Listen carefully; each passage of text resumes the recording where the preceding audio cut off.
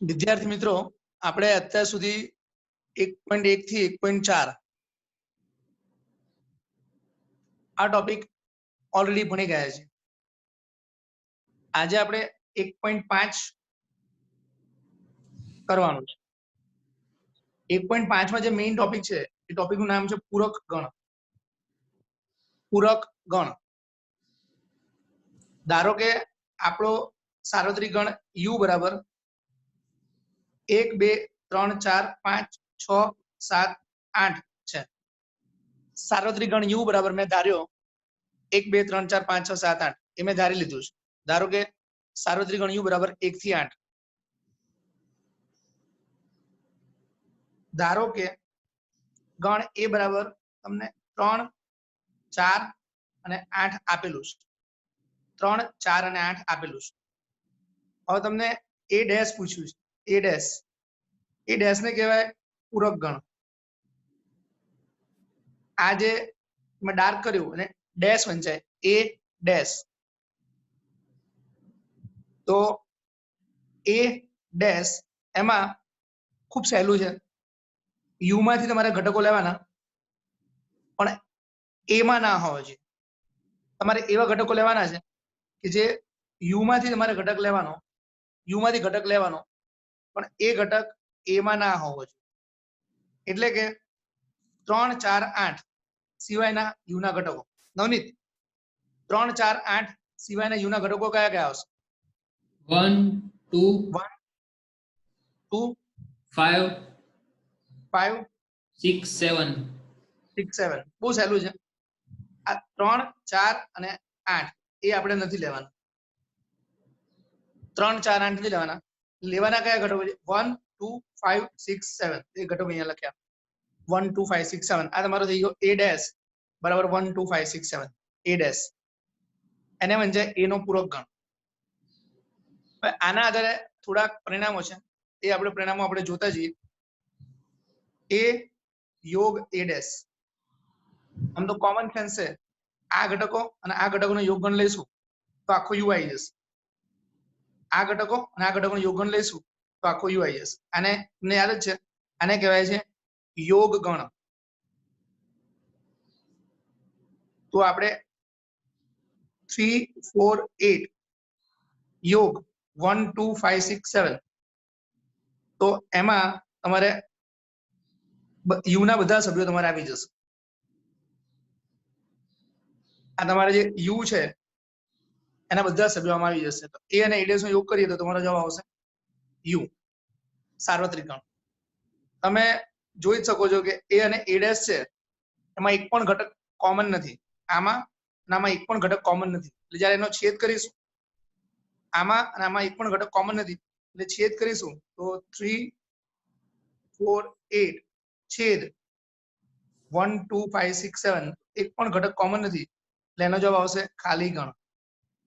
એટલે a છેદ a dash, a છેદ a ડેશ તમારું ખાલી ગણ થઈ જશે. a છેદ a ડેશ ખાલી ગણ થઈ જશે. હવે તમને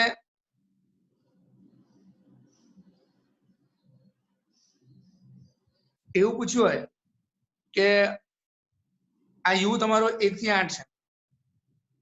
હવે તમે જાણો છો કે ખાલી ગણ બરાબર આ રહ્યો.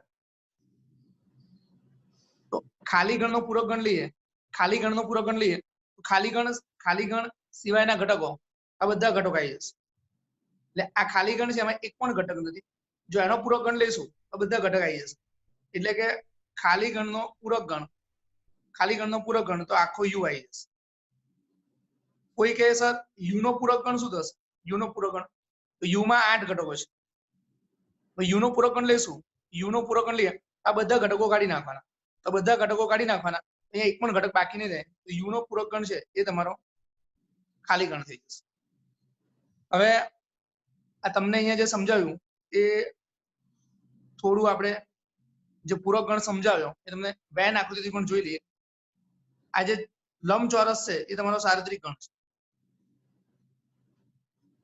આ ગણ છે એ તમારો a છે. જરૂરી નથી કે એકદમ ગોળ જ હોય, એ કોઈ પણ આકારનો હોઈ શકે.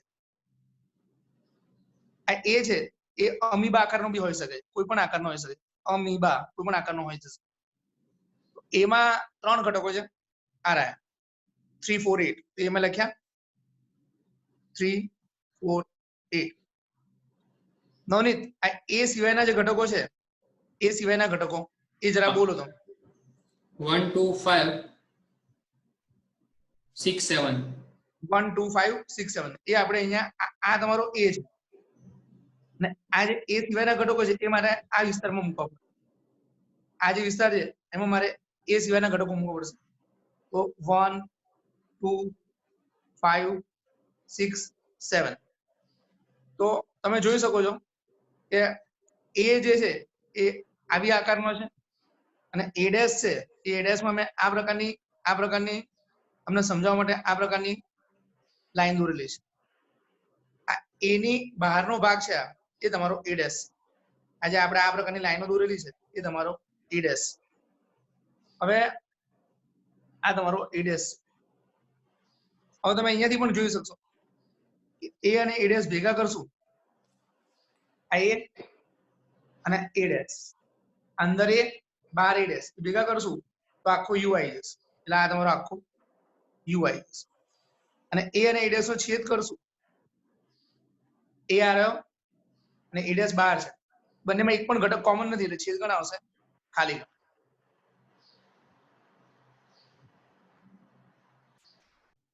ધારો કે યુમાં ઘટકો છે 1 2 3 4 5 6 7 8. એમાં ઘટકો છે 3 3 4 8. એ ડેશ. ચલો નવનીત આ 3 ઘટકો સિવાયના અહીંયાથી ઘટકો બોલ. આ 3 ઘટકો સિવાયના અહીંયાથી ઘટકો બોલ. 1 2 5 6 7. જે ઘટક એ ડેશ માં હોય છે એ એમાં નથી હોતો, એ ક્લિયર જ છે. અથવા તો જે ઘટક એમાં હોય છે એ ડેશ નથી હોતો. જેમ કે 3 છે એ એમાં છે તો 3 એ ડેશ માં નહીં આવે. ધારો કે 5 છે એ 5 એ ડેશ માં છે, 5 એ ડેશ માં છે તો 5 એમાં નહીં આવે.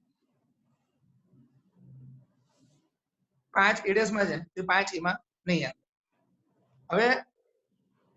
હવે નવનીત આ આપણો એ ડેશ છે બરાબર. યસ. હવે આપણે કોઈ કીધું એ ડેશ નો પૂરક ગણ, એ ડેશ નો પૂરક ગણ લખું છું, એ ડેશ નો પૂરક ગણ અથવા તો એ ડેશ નો ડેશ, એ ડેશ નો ડેશ. આ એ ડેશ સિવાયના ઘટકો આપણે અહીંયાથી લઈશું. એ ડેશ ના 5 ઘટકો છે એ સિવાયના અહીંયાથી ઘટકો લઈશું. કયા કયા ઘટકો આવશે? આ 5 ઘટકો સિવાય અહીંયાથી કયા કયા ઘટકો આવશે નવનીત? 3 4 8. તો 3 4 8. તો કોમન સેન્સ છે કે એ ડેશ સિવાયના ઘટકો લઈશું ઓટોમેટિક પાછું એ આવી જશે. એટલે કે એ ડેશ લઈએ પછી પાછો એનો પૂરક ગણ લઈએ એ થઈ જ જવાનો છે. એ ડેશ લઈએ અને પાછો એનો પૂરક ગણ લઈએ તો એ આવી જવાનો. ક્વિકલી જોઈ જઈએ. એ માં 3 ઘટકો, એ ડેશ માં 5 ઘટકો, પછી એ ડેશ જે છે એનો પાછો પૂરક ગણ કર્યો તો આ 5 ઘટકો સિવાયના અહીંયાથી ઘટકો લઈએ એટલે ઓટોમેટિક 3 4 8 આવશે. અને 3 4 8 છે એ પાછું એ થઈ જશે. તો એ ડેશ નો પૂરક ગણ એટલે એ થઈ જશે. હવે પ્રકરણ નંબર 1 માં 1.5 વિદ્યાર્થી મિત્રો ચોપડીમાં 1.5 ખોલો. 1.5 ખોલો જરા.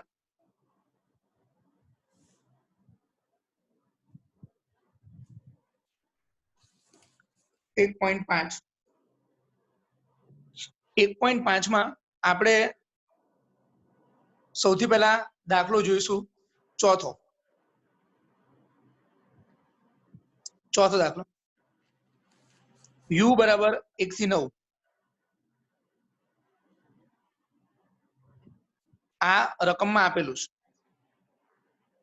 u બરાબર 1 થી 9 રકમમાં આપેલું છે. a બરાબર 2 4 6 8. a બરાબર 2 4 6 8 એ પણ રકમમાં આપેલું છે. બી બરાબર 2 3 5 7 આ માહિતી પણ રકમમાં આપેલી છે.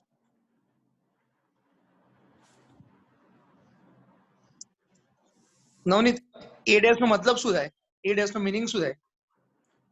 જે સભ્યો યુ માં હોય પરંતુ એ માં ન હોય તેવા સભ્યો. બરાબર. એ સિવાયના યુ ના સભ્યો, એટલે કે આ ચાર સભ્યો સિવાયના યુ ના સભ્યો. તો આ ચાર સભ્યો કાઢી નાખો તો અહીંયાથી કયા કયા સભ્યો આવશે નવનીત? 1 3 5 7 9. અહીંયા યુગ્મ સભ્યો હતા ત્યાંમાંથી કાઢી નાખીએ એટલે બાકીના આ સભ્યો 1 3 5 7 9 આવી ગયા. બી ડેશ બી સિવાયના યુ ના સભ્યો ફરી લખું છું. બી ડેશ બી માં આ ચાર સભ્યો છે 2 3 5 7. એ સિવાયના અહીંયાથી સભ્યો નવનીત બોલો. આ ચાર સભ્યો સિવાયના અહીંયાથી સભ્યો બોલો. 1 4 6 8 9. 1 4 6 8 9. હવે ક્વેશ્ચન નંબર 4 માં આપણે બે પરિણામો સાબિત કરવાના છે. એમાંથી એક પરિણામ હું કરું છું, બીજું પરિણામ તમારે જાતે વિચારવાનું છે, પછી પાછું હું પરિણામ સાબિત કરું છું. ક્વેશ્ચન 4 નું પહેલું પરિણામ. ક્વેશ્ચન 4 નું પહેલું પરિણામ a યોગ b એનો ડેશ બરાબર a ડેશ છેદ b ડેશ. a ડેશ છેદ b ડેશ આ પરિણામ આપણે સાબિત કરવાનું છે. હવે આપણે એકચ્યુઅલી આ એક ખાસ પરિણામ છે, એનું એક ચોક્કસ નામ છે. એ દાખલો પતી જાય એટલે હું તમને જણાવું છું. પહેલા આપણે આ પરિણામ સાબિત કરવાનું હોય તો તમે જોઈ શકો છો કે LHS માં a યોગ b છે. LHS માં a યોગ b છે. તો LHS માટે a યોગ b આ a છે, આ b છે. યોગ લઈશું તો બંનેના બધા ઘટકો આવી જશે. એટલે કે a યોગ b માં 2 4 6 8 આવશે અને 2 3 5 7 આવશે. a યોગ b થઈ ગયું 2 4 6 8 ઉપરાંત 3 5 7 પણ આવશે. 3 5 7 આ તમારું a યોગ b થઈ ગયું. હવે a યોગ b ડેશ, તો આ a યોગ b ના જે ઘટકો છે એ સિવાયના યુ ના ઘટકો લેવાના છે. 2 4 6 8 8 3 5 7 આ સિવાયના તમે યુ ના ઘટકો લેશો. તમે ધ્યાનથી જોશો આમાં 2 થી 8 સુધી બધા ઘટકો છે. 2 3 4 5 6 7 8 બધા ઘટકો 2 થી 8 સુધી. એ સિવાયના 2 થી 8 સિવાયના યુ ના ઘટકો લઈશું તો 1 આવશે અને 9 આવશે. એટલે a યોગ b નો ડેશ માં આવશે 1 અને 9. આ આપણું LHS થઈ ગયું a યોગ b નો ડેશ. a યોગ b નો ડેશ જે તમારે આવી ગયું 1 9. હવે આપણે RHS લઈએ. RHS એટલે right hand side a dash છેદ b ડેશ. a ડેશ છેદ b ડેશ. તમને છેદ લખવામાં સગવડ રહે એટલા માટે જ a ડેશ ને b ડેશ ઉપર નીચે લખેલા છે. એક્ઝામમાં તમે આવી રીતના એક્ઝેક્ટલી લખી શકો છો. એક્ઝેક્ટલી આવી રીતના તમારે એક્ઝામમાં લખવાનું. જો તમને કેવી રીતે લખવું એ કદાચ ખ્યાલ ના આવે તો આપણે આનું સંપૂર્ણ સોલ્યુશન ગૂગલ ક્લાસરૂમમાં અપલોડ કરેલું છે. એટલે તમે એનો પણ ઉપયોગ કરીને કેવી રીતે લખવું એ તમે સમજી શકો છો. ગૂગલ ક્લાસરૂમમાં બધું સોલ્યુશન ટોટલી અપલોડ કરેલું છે. અહીં મારો જે હેતુ છે એ મેક્સિમમ તમને સમજાવવાનો છે કે ટોપિકમાં કહેવા શું માંગે છે. ક્યારેક તમને મુશ્કેલી પડે કે આ કેવી રીતના લખવું તો તમે એ ગૂગલ ક્લાસરૂમમાંથી સોલ્યુશન ડાઉનલોડ કરીને જોઈ શકો છો. હવે અહીંયા a ડેશ છે, અહીંયા b ડેશ છે. a ડેશ છેદ b ડેશ. આ a ડેશ અને આ b ડેશ. તમે ધ્યાનથી જુઓ બંનેમાં કોમન શું છે? a ડેશ છેદ b ડેશ માં કોમન શું છે?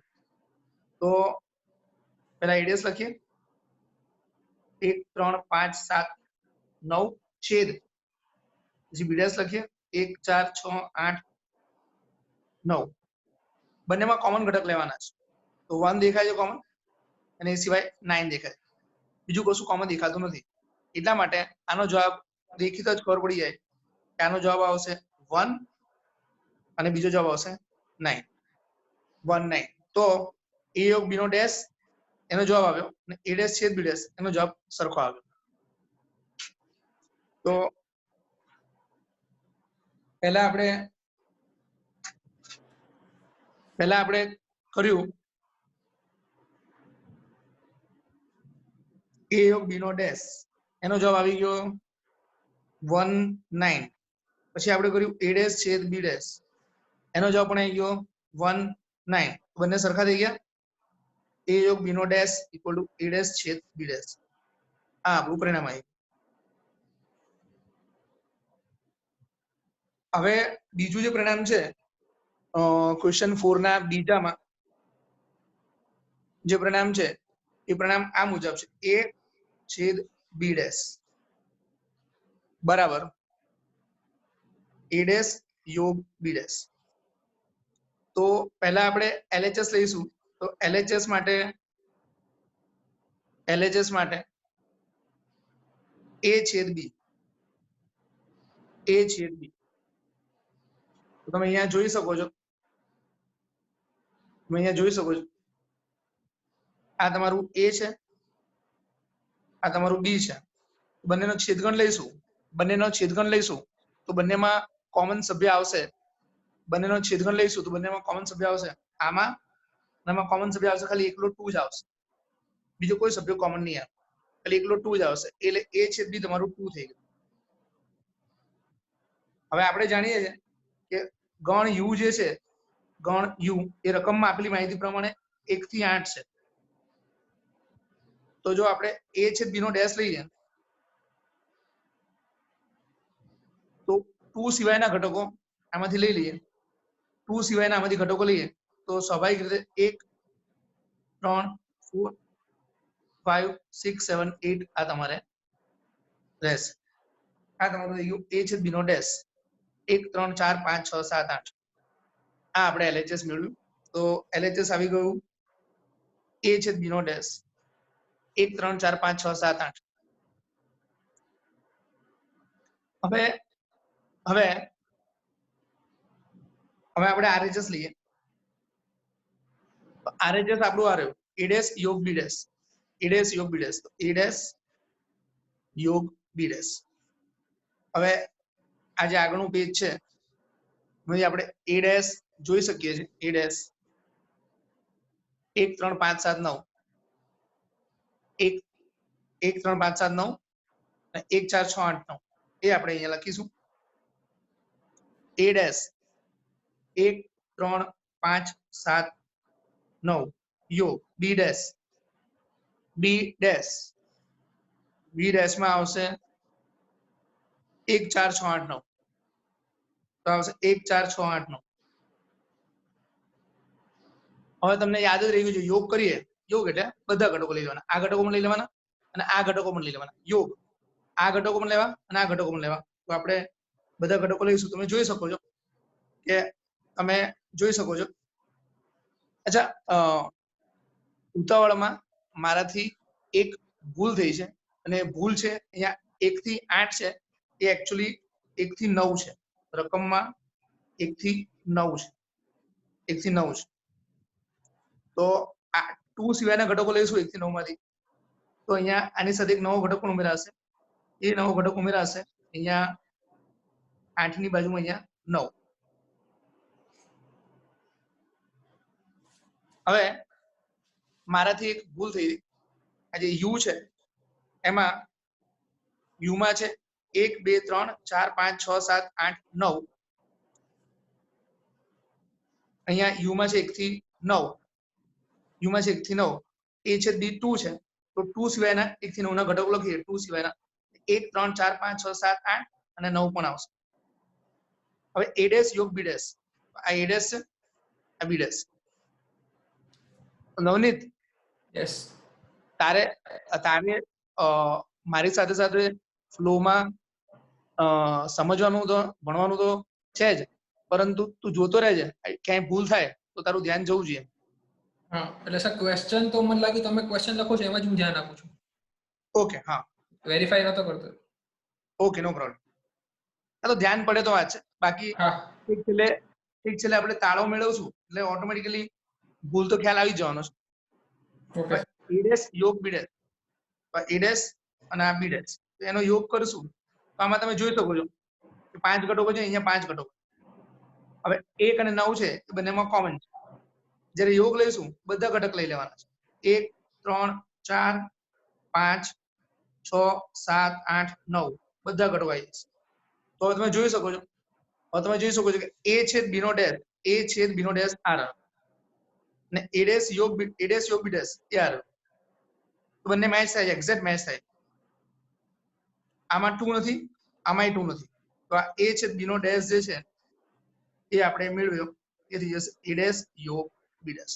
આ આપણે કર્યો ક્વેશ્ચન નંબર 4.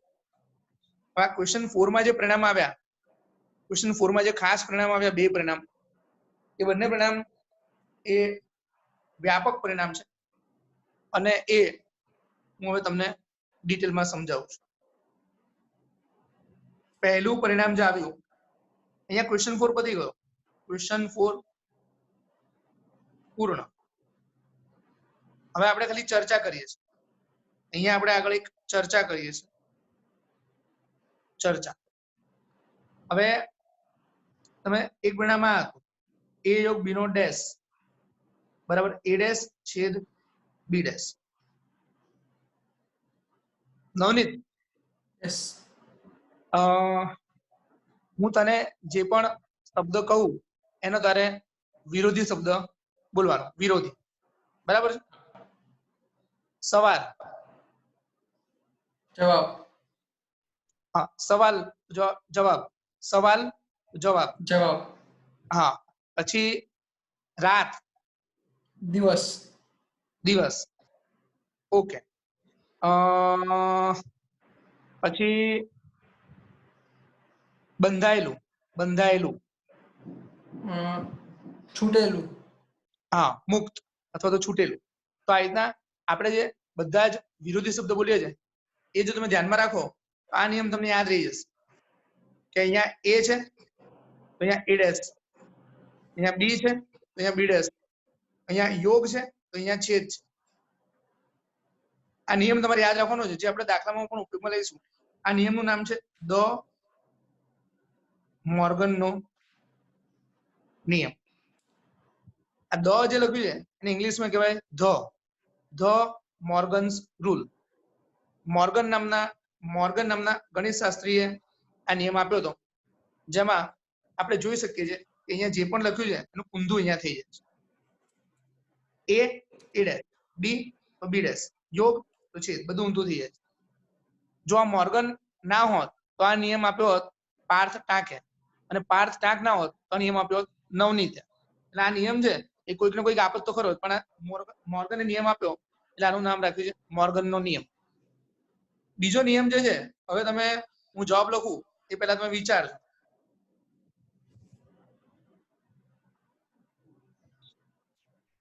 અહીંયા આગળ શું લખવાનું એ તમારે વિચારવાનું છે, પણ એટલું છે બધું ઊંધું કરવાનું છે. નવનીત, આ શું લખ્યું છે? નવનીત, એ છેદ બી નો ડેશ, ખાલી આ શું લખ્યું છે? આટલું એ તો અહીંયા એ ડેશ. પછી અહીંયા શું લખ્યું છે? છેદ, તો અહીંયા લખવાનું યોગ. અહીંયા શું લખ્યું છે? બી, તો અહીંયા લખવાનું બી ડેશ. તો એ યોગ બી નો હોલ ડેશ બરાબર એ ડેશ છેદ બી ડેશ, એ છેદ બી નો હોલ ડેશ બરાબર એ ડેશ યોગ બી ડેશ. આ થઈ ગયો ધ મોર્ગનનો બીજો નિયમ. નવનીત, ક્લિયર છે? યસ કઈ કન્ફ્યુઝન? હવે આ નિયમમાં આપણે થોડું આપણી પ્રમાણે અલગ અલગ વેરાયટી લઈએ. આવું લખ્યું હોય એ યોગ બી ડેશ એનો હોલ ડેશ. નિયમ તો આ બે જ છે, પણ એ સિવાય આપણે આગળ જાતે વિચારી શકીએ કે અહીંયા એ છે તો અહીંયા એ ડેશ લખવાનું, અહીંયા યોગ છે અહીંયા છેદ લખવાનું, અહીંયા બી ડેશ છે, બી ડેશ નો ડેશ, બી ડેશ નો ડેશ, તો અહીંયા આવશે બી. એ નો ડેશ ઓકે, યોગનો ડેશ છેદ બી ડેશ નો ડેશ બી. આવી રીતના હોત એ ડેશ યોગ બી એનો ડેશ, તો એ ડેશ નો ડેશ એટલે એ, યોગ નો ડેશ તો છેદ, બી નો ડેશ તો બી ડેશ. હજી આપણે થોડુંક આવા પરિણામ જોઈએ. આપણે આવા તમે અઢળક પરિણામો જોઈ શકો છો. એ યોગ બી ડેશ છેદ સી આખાનો ડેશ. નવનીત જેટલું પૂછું એટલો આન્સર આપજે. આ શું લખ્યું છે? એ. તો અહીંયા જેને ડેશ લઈશું ને ફૂલ ડેશ, અહીંયા આવશે એ ડેશ. પછી આ શું લખ્યું છે? યોગ. તો અહીંયા શું આવશે? છેદ. પછી આ શું લખ્યું છે? B dash. તો અહીંયા આવશે બી. આ શું લખ્યું છે? છેદ. તો અહીંયા આવશે યોગ. અને આ શું લખ્યું છે? સી. તો અહીંયા આવશે સી ડેશ. તો આ આપણે દ મોર્ગનના નિયમને આપણે વ્યાપક સ્વરૂપ પર લઈ ગયા. દ મોર્ગનના નિયમને આપણે વ્યાપક સ્વરૂપે લઈ ગયા. હવે હજી એક પરિણામ જોઈ લઈએ. એ ડેશ છેદ બી યોગ સી ડેશ યોગ ડી હોલ ડેશ. ચલો નવનીત આ શું લખ્યું છે? એ ડેશ. તો અહીંયા આવશે એ. આ છેદ. તો અહીંયા યોગ. આ બી. તો અહીંયા આવશે બી ડેશ. બી ડેશ. આ યોગ. તો અહીંયા આવશે છેદ. આ સી ડેશ. તો એનો ડેશ કરશું એટલે સી આવશે. અહીંયા છેદ આવશે, અહીંયા ડી નો ડેશ આવશે. બરાબર છે ને? યસ. આમ તો નવનીત હવે ક્લિયર છે ને? આમ વધારે આનાથી વધારે કહેવાની જરૂર નથી લાગતી? ના સર, ક્લિયર થઈ ગયું. ઓકે. હવે આપણે ક્વેશ્ચન નંબર 1.5 માં ક્વેશ્ચન નંબર 7 જોઈશું. ક્વેશ્ચન 7.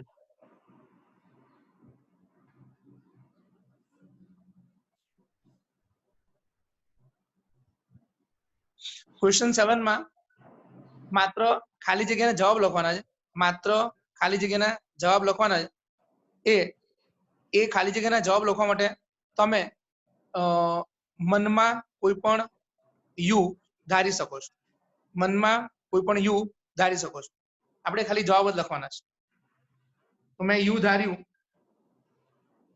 1 2 3 4 5 6 7.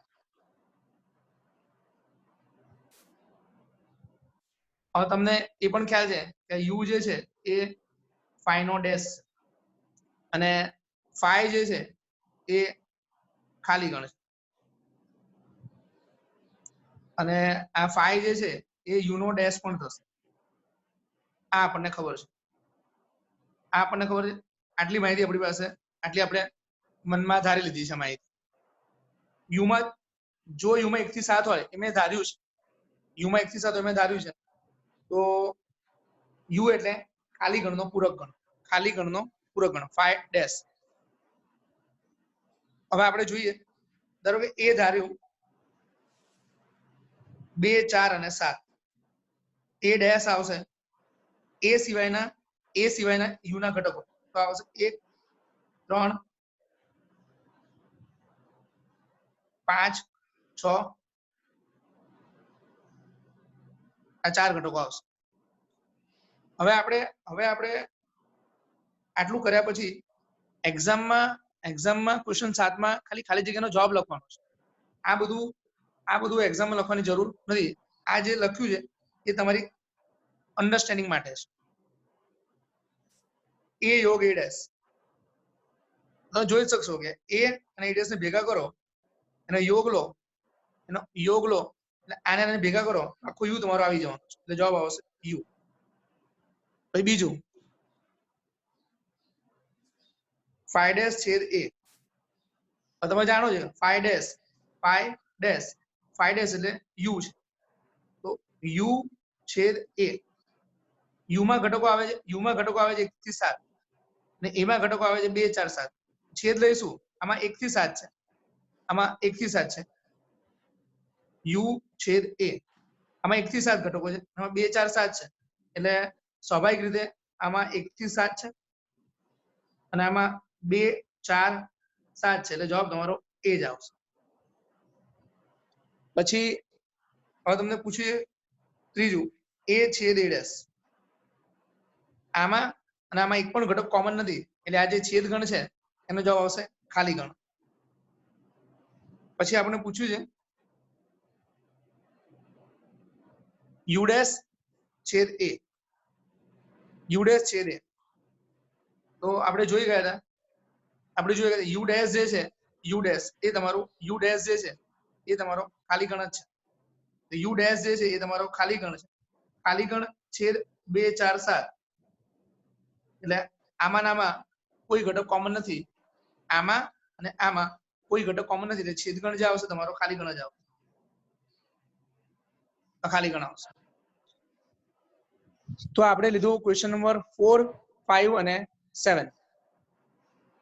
હવે આપણે આગળ વધીશું ક્વેશ્ચન નંબર 2 તરફ. Question number 2.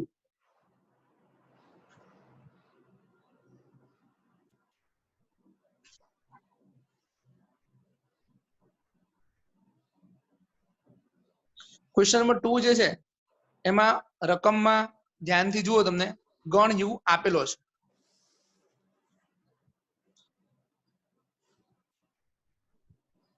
નવ્વાણું .99% બધા દાખલાઓમાં તમને ગણ યુ આપેલો જ હશે. A B C D E F G H આટલા ઘટકો આપેલા છે. યુ માં A B C D E F G H આટલા ઘટકો આપેલા છે. હવે એ લોકોએ 4 ગણ લખ્યા છે, જેને આપણે પૂરક ગણ લખવાના છે. પહેલા હું બધા ગણ કોપી કરી લઉં. A આ પ્રશ્નમાં આપેલું છે. B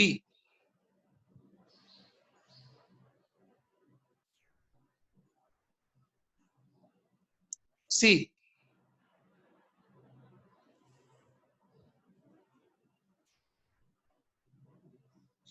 અને D.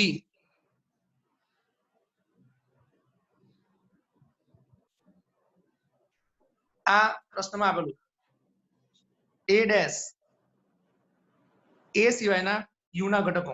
તો જવાબમાં આવશે આ 3 સિવાયના ઘટકો અહીંયા આવશે D E F G H. B dash Navneet આ B ના ઘટકો વાંચતો. D E F G. D E F G એ સિવાયના ઘટકો અહીંયાથી બોલીએ તો A B C આવશે. હા, A B C H. H પૂરું થઈ ગયું ને? યસ. હવે આપણે લેવાનું છે C ડેશ. C માં 4 ઘટકો છે. C માં 4 ઘટકો છે. C સિવાયના C ડેશ ના ઘટકો લેવાના. C સિવાયના ઘટકો લેવાના. બોલો. B D. Okay.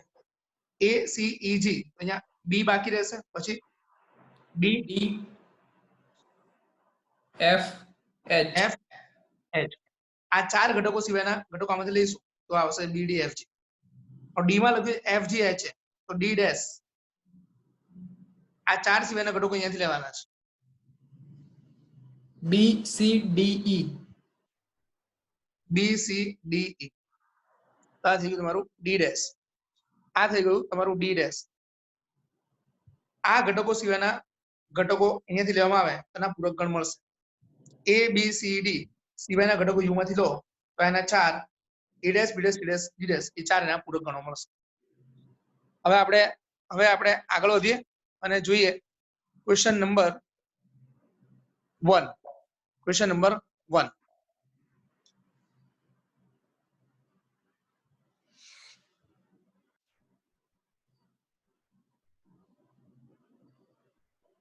Question number 1 માં તમે જોઈ શકો છો કે u બરાબર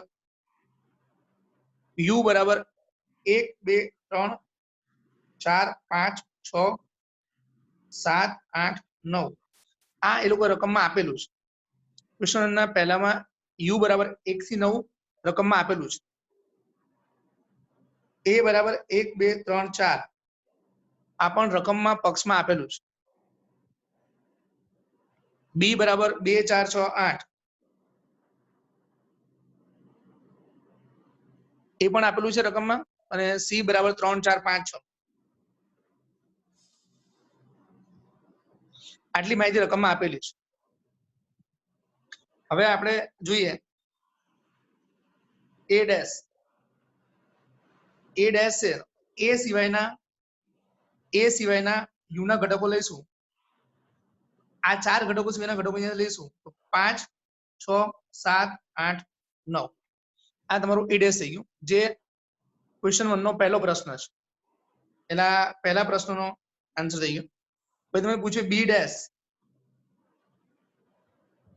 બી સિવાયના ઘટકો આમાંથી લઈશું. આ 4 ઘટકો છે, આ 4 ઘટકો સિવાયના ઘટકો અહીંયા લઈશું તો 2, 4, 6, 8 સિવાયના ઘટકો 1, 3, 5, 7, 9 તો આવશે 1, 3, 5, 7, 9. તો આ જે બી ડેશ છે, બી ડેશ માં તમારે આ થઈ ગયો તમારો બીજા નંબરનો પ્રશ્ન બી ડેશ.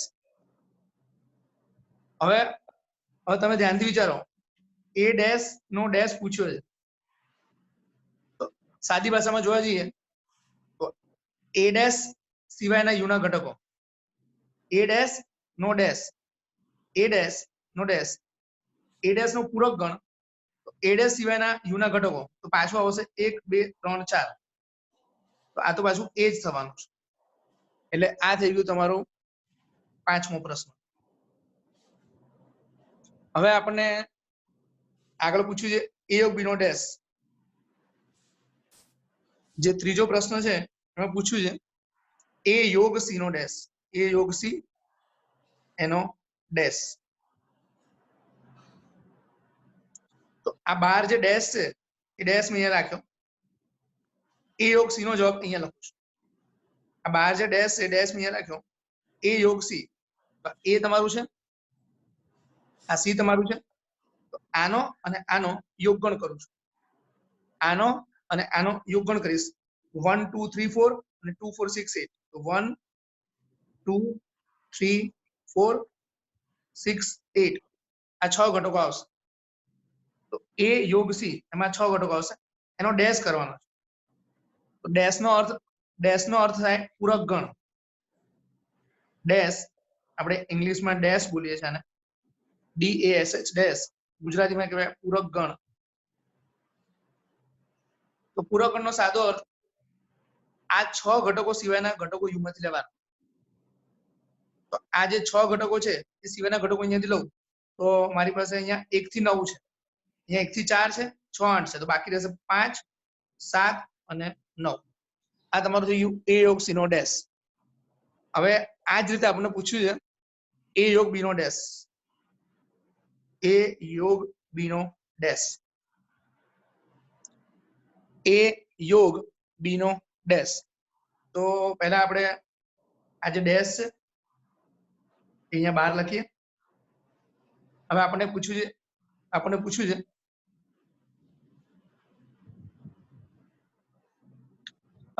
જ્યારે મેં ત્રીજો દાખલો ગણ્યો એમાં ફરી એકવાર આ જે ત્રીજો દાખલો ગણ્યો છે એ ત્રીજો એ ખરેખર સી છે એ સી ના સ્થાને મારાથી ઉતાવળમાં બી લેવાઈ ગયું છે. એટલે આ જે છે એ આપણે આખું આ કેન્સલ કરીએ છીએ અને અહીંયા આગળ હા બોલો. ક્વેશ્ચન 1 નો થર્ડ છે ને? હા, તો એ યોગ સી ડેશ જ શોધવાનું છે.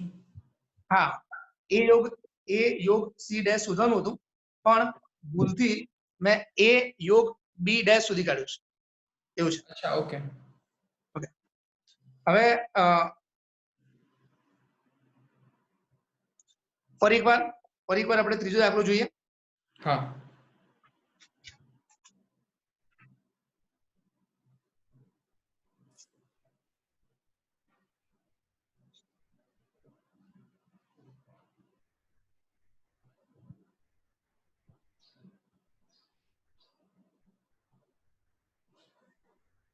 ત્રીજો દાખલો, દાખલાની પ્રક્રિયામાં કોઈ ભૂલ નહોતી. ઉતાવળમાં સીના અને બીના ઘટકો મેં લીધા હતા, એ મારી ભૂલ હતી. હવે સુધારીને ફરીવાર હું દાખલો ગણું છું. એ યોગ સી નો ડેશ. આ જે ડેશ છે અહીંયા લખ્યો એ યોગ સી. આ તમારું એ છે, આ તમારું સી છે. એ યોગ સી. આ તમારું એ છે, આ તમારું સી છે. એ યોગ સી કરશું તો 1 2 3 4 5 6.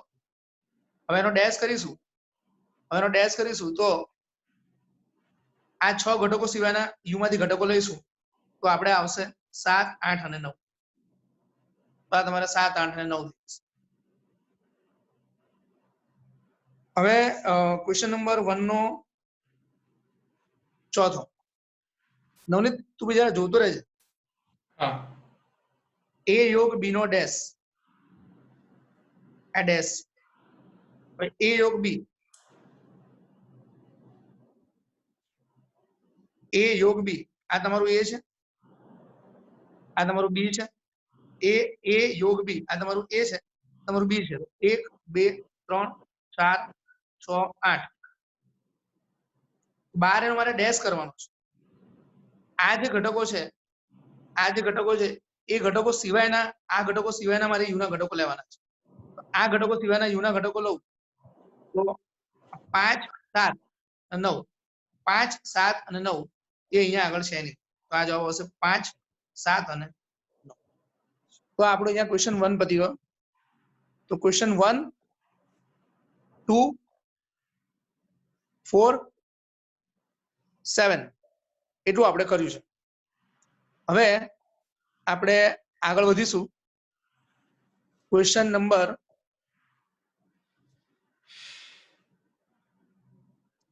3 તરફ. ક્વેશ્ચન નંબર 3 તરફ.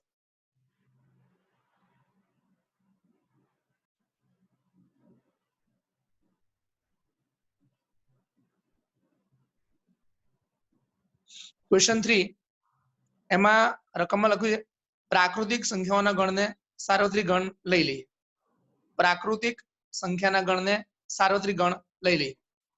તો આ તમારો સાર્વત્રિક ગણ યુ ને કહેવાય યુનિવર્સલ સેટ, સાર્વત્રિક ગણ. તો એમાં એ લોકો કહ્યું છે પ્રાકૃતિક સંખ્યા ગણ. પ્રાકૃતિક સંખ્યા ગણ. પ્રાકૃતિક સંખ્યા ગણ જેને કહેવાય પ્રાકૃતિક સંખ્યા ગણ જેને કહેવાય નેચરલ નંબર. Natural number. આ થઈ ગયું તમારું નેચરલ નંબર n એટલે કે પ્રાકૃતિક સંખ્યા ગણ. યુ ના મેં ઘટકો લખ્યા. યુ ના ઘટકો આવશે 1 2 3 4 5 6 7 8 9. આ ઘટકો 10 આ રીતના એ ચાલતા રહેશે. આ ઘટકો અનંત સુધી ચાલતા રહેશે. તો આ તમારો યુ થઈ ગયો 1 થી 10 એ અનંત સુધી ચાલતું રહેશે. હવે ક્વેશ્ચન 3 નો પહેલો. એમાં ક્વેશ્ચન 3 નો પહેલામાં ગણ એ માં લખ્યું છે x, જ્યાં x યુગ્મ પ્રાકૃતિક સંખ્યા છે. x યુગ્મ પ્રાકૃતિક સંખ્યા છે. યુગ્મ પ્રાકૃતિક સંખ્યા એટલે એ આવશે 2 4 6 8 10. આ તમારો એ આવશે. તો a ડેશ. તો આ સંખ્યાઓ સિવાયની સંખ્યાઓ આપણે અહીંયાથી લેવાની છે. આ જે સંખ્યાઓ છે એ સિવાયની સંખ્યા મારે અહીંયાથી લેવાની છે. તો એ આવશે 1 3 5 7 9. તો a ડેશ ને આપણે લખવું હોય x અયુગ્મ પ્રાકૃતિક સંખ્યા. એ માં છે ગણ એ છે એમાં યુગ્મ પ્રાકૃતિક સંખ્યા યુગ્મ અયુગ્મ પ્રાકૃતિક સંખ્યા. હવે ક્વેશ્ચન નંબર 3 નો પહેલો કર્યો.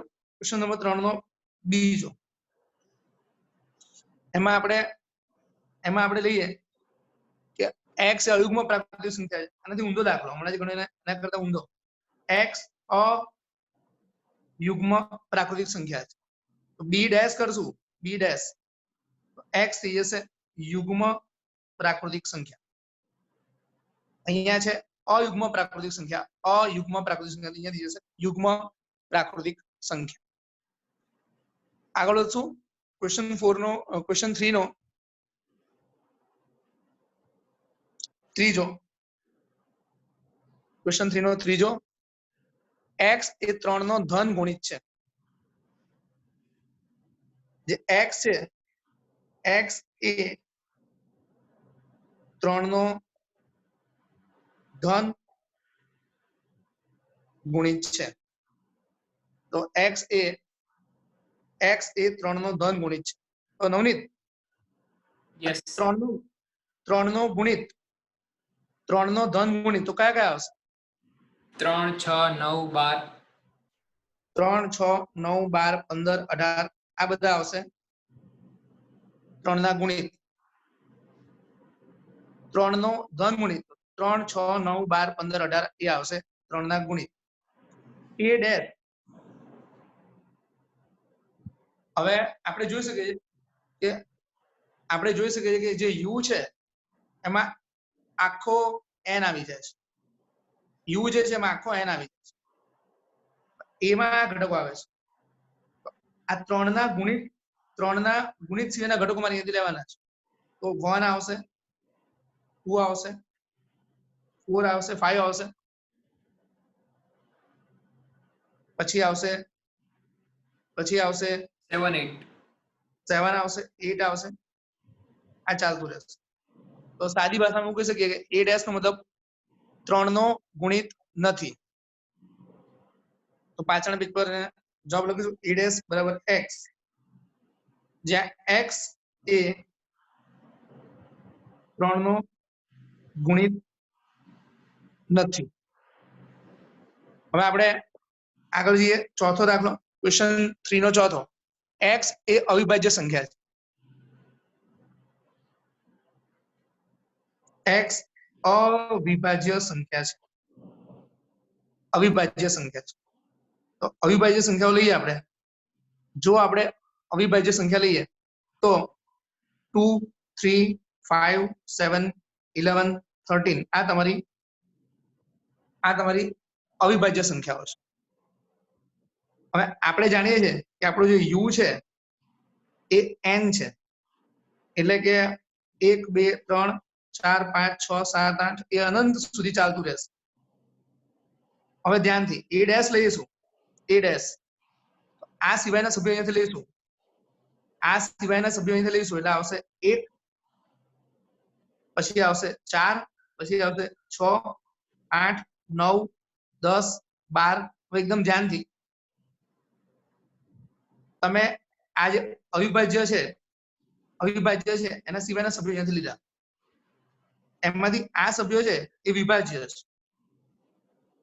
પણ આ જે 1 છે એ તટસ્થ ઘટક છે, જે વિભાજ્ય પણ નથી અને અવિભાજ્ય પણ નથી.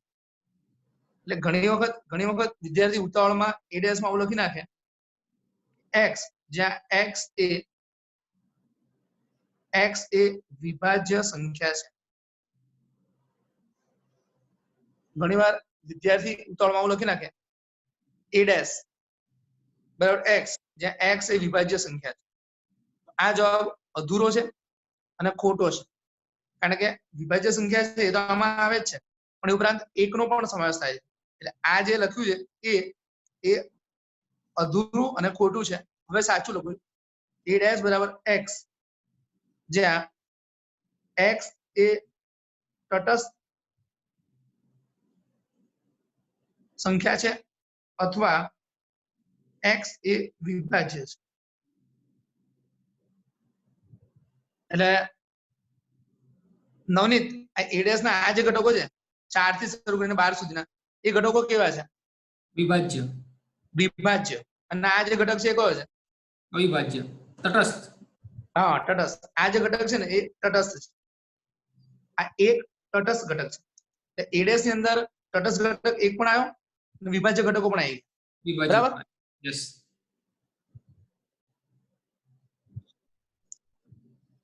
આગળ વધીએ અને ક્વેશ્ચન નંબર 3 માં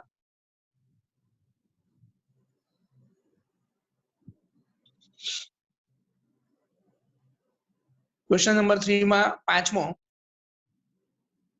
એમાં એ લોકો લખ્યું છે x જ્યાં x એ 3 અને 5 વડે વિભાજ્ય પ્રાકૃતિક સંખ્યા છે 3 અને 5 વડે વિભાજ્ય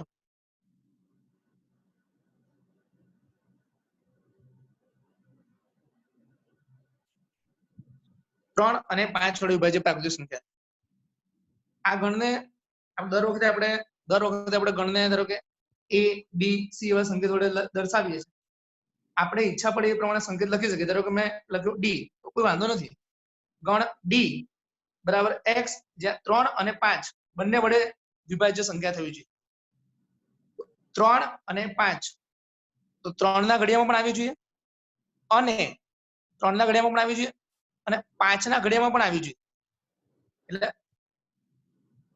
થોડી પહેલા હું સંખ્યાઓ લખું છું જે 3 ના ઘડિયામાં આવે 3 6 9 12 15 18 21 24 27 30 હવે થોડી સંખ્યાઓ લખું છું જે 5 ના ઘડિયામાં આવે 5 10 15 20 25 30 આ લોકો એવું કહે છે કે 3 અને 5 બંને વડે વિભાજ્ય થવું જોઈએ તો 3 અને 5 બંને વડે વિભાજ્ય કરવું હોય તો 3 ના અને 5 ના બંનેના ઘડિયામાં આવી જોઈએ જેમ કે આ 15 તો બંનેના ઘડિયામાં 3 ના ઘડિયામાં પણ આવશે 5 ના ઘડિયામાં પણ આવશે 30 એ 3 ના ઘડિયામાં પણ આવશે 5 ના ઘડિયામાં પણ આવશે આપણે એવી સંખ્યા લેવાની છે એટલે ડી માં આવશે 15 આવશે 30 આવશે 45 આવશે આગળ જઈશું 45 આવશે 60 આવશે આ તમારો ડી છે જે 3 અને 5 બંને વડે વિભાજ્ય સંખ્યાઓ દર્શાવે ડી ડેશ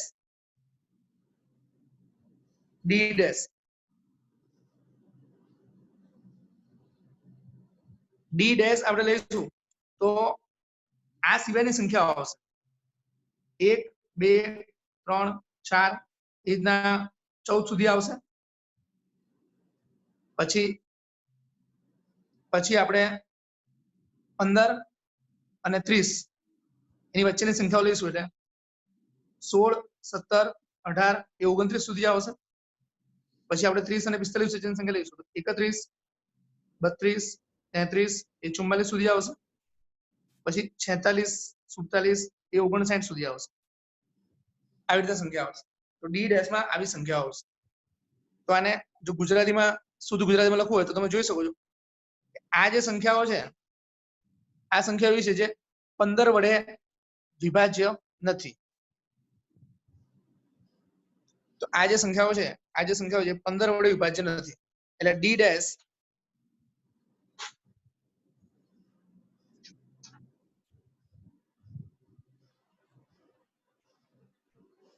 આ સંખ્યાઓ છે એ 15 ના ઘડિયામાં આવતી નથી 15 એકા 15 15 દુ 30 15 તરી 45 15 ચોક 60 એ સંખ્યાઓમાં આવતી નથી એટલે ડી ડેશ નો અર્થ થઈ જશે ડી ડેશ નો અર્થ એવો થઈ જશે x જ્યાં x એ 15 વડે વિભાજ્ય નથી x એ 15 વડે વિભાજ્ય નથી હવે આપણે લઈએ છઠ્ઠો એમાં લખે છે લોકો x એ પૂર્ણ વર્ગ છે x એ પૂર્ણ વર્ગ છે આપણે આ ગણનું નામ આપ્યું e ડેશ પૂર્ણ વર્ગમાં આવશે 1 4 9 16 આ ચાલતું રહેશે e ડેશ તો બહુ સહેલું x એ પૂર્ણ વર્ગ નથી x એ પૂર્ણ વર્ગ નથી એટલે આ સંખ્યાઓ છે એ સિવાયની સંખ્યાઓમાં આવશે તો થોડી સંખ્યા લખી દઉં છું 2 3 5 6 7 8 10 11 12 13 14 15 આવી રીતના સંખ્યાઓ આવશે પૂર્ણ વર્ગ સિવાયની સંખ્યાઓ આવશે પછી આ લોકો લખ્યું છે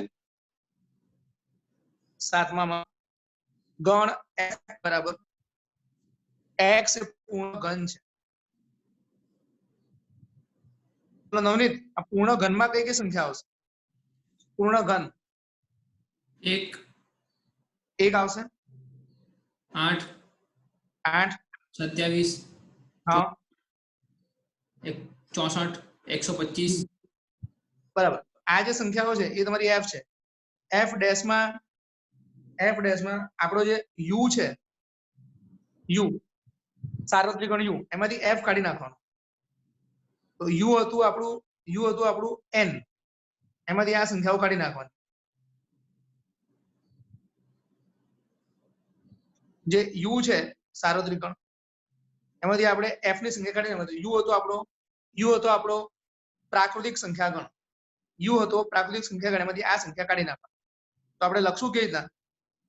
x જ્યાં x એ પૂર્ણ ઘન નથી. આવી રીતે લખવાનું કારણ એટલું છે કારણ કે n જે છે એમાં અસંખ્ય ઘટકો છે. એમાંથી આ ઘટકો છે જે ઘણા છૂટા છવાયા છે, 1 8 27 64 125. તો n પ્રાકૃતિક સંખ્યા ગણ, એમાંથી મારે આ ઘટકો કાઢી નાખવાના છે. તો x એ પૂર્ણ ઘન સિવાયના ઘટકો મારે લેવાના છે. જેમ કે થોડા ઘટકો બોલું છું, આમાંથી આ ઘટકો કાઢી નાખો, બાકી રહેશે 2 3 4 5 6 7, પછી આવશે 9 10 11 12 એવી રીતના 26 સુધી, પછી આવશે 28 થી 63 સુધી. n માંથી આ ઘટકો કાઢી નાખવાના છે. હવે ક્વેશ્ચન નંબર 3 નો 8મો, એમાં ગણ a બરાબર આપ્યો છે x, જ્યાં x પ્લસ 5 બરાબર 8. x પછી આને આ જે કોલોન છે, કોલોન એને વંચાય જ્યાં x પ્લસ 5 બરાબર 8. તો 5 પેલી સાઈડ આવે એટલે x બરાબર 8 ઓછા 5 માટે x જ્યાં x બરાબર 3. તો અહીંયા ખાલી એક જ ઘટક છે, ગણ એમાં એક જ ઘટક છે, એકાકી ગણ એમાં એક જ ઘટક છે 3. ગણ એ એકાકી ગણ છે જેમાં એક ઘટક 3 છે. a ડેશ નો અર્થ છે u માંથી a કાઢી નાખવાનો, સાર્વત્રિક ગણમાંથી a કાઢી નાખવાનો. n છે n, એમાંથી તમારે 3 કાઢી નાખવાનો. 3 સિવાયના ઘટકો લેવાના. તો 1 2 4 5 6 હવે બધા ઘટકો આવશે, ખાલી 3 કાઢી નાખવાનું. આગળ વધીએ.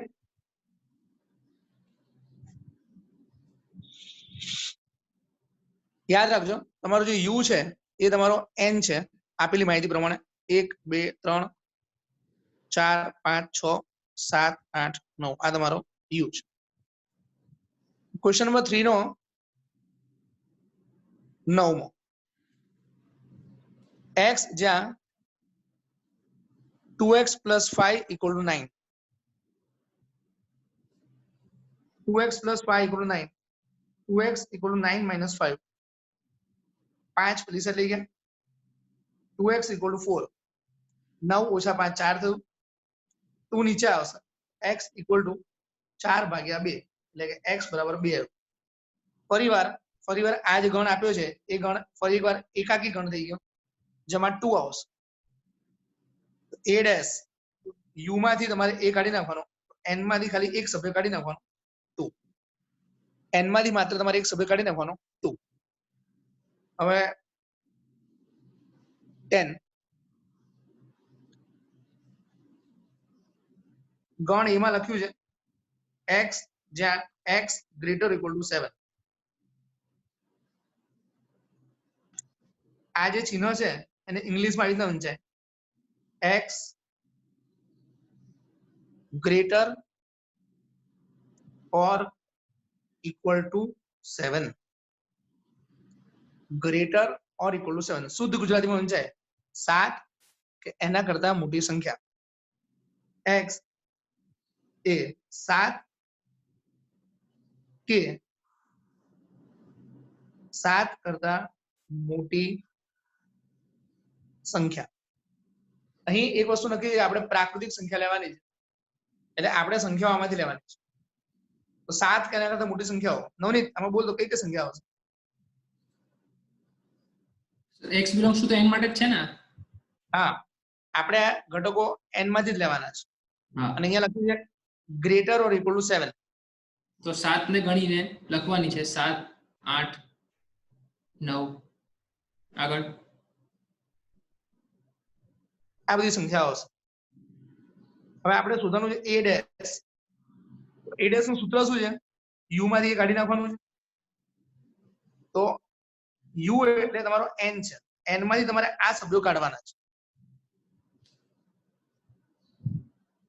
આ જે સભ્યો છે એ તમારે n માંથી કાઢવાના છે.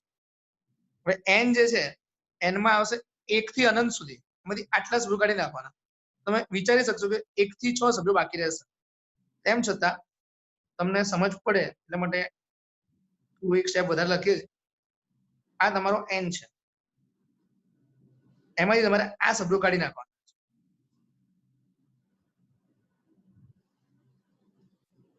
આ તમારો n છે, એમાંથી તમારે આ સભ્યો કાઢી નાખવાના. તો આ સભ્યો કાઢશું એટલે બાકી રહેશે આટલા સભ્યો બાકી રહેશે, 1 થી 6 બાકી રહેશે. તો તમે જોઈ શકો છો x જે છે એ x જે છે એ 7 કરતા નાનું થઈ ગયું. x એ 7 કરતા નાનું થઈ ગયું. અને એમ પણ તમને ખ્યાલ આવે કે x જો 7 એના કરતા મોટું હોય તો આપણે આ સંખ્યાઓ છે, એના કરતા મોટું ના હોય તો પછી આ સંખ્યાઓ છે. ફરી એકવાર, જો a માં જે છે x એ 7 એના કરતા મોટું છે, 7 એના કરતા મોટું છે એટલે આ સંખ્યાઓ છે. 7 એના કરતા મોટું. પછી a ડેશ છે, a ડેશ છે તો x જે છે 7 એના કરતા મોટું નથી, એટલે કે 7 એના કરતા મોટું નથી, 7 કરતા નાનું છે. જવાબ આવશે 1 થી 6. આ જવાબ ને કોઈક આવી રીતે લખ્યો હોય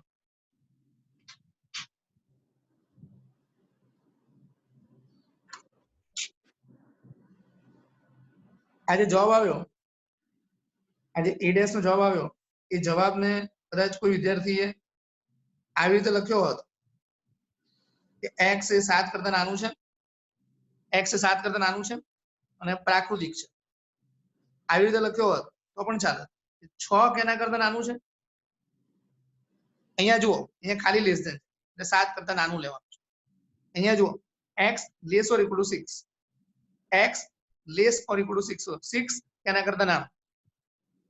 આમાં 7 થી નાનું એટલે 1 થી 6, અને આમાં 6 કે એના કરતા નાનું, અને વંચાય x is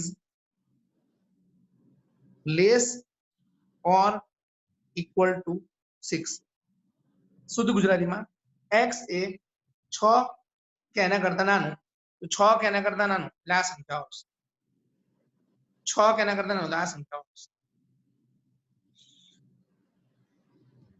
આગળ વધીએ આપણે અને ક્વેશ્ચન નંબર 3 નો 11. ક્વેશ્ચન 3 નો 11, ગણ b બરાબર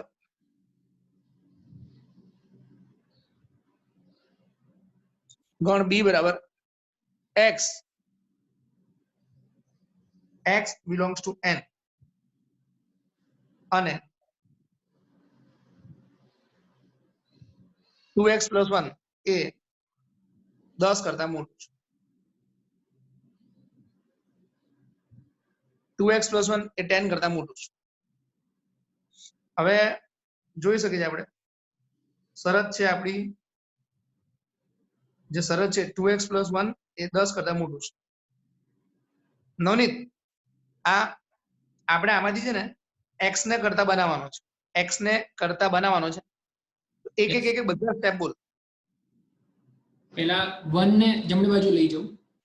1 ને જમણી બાજુ લઈ જઈએ તો 2x greater than 10 - 1, તો 2x greater than 9.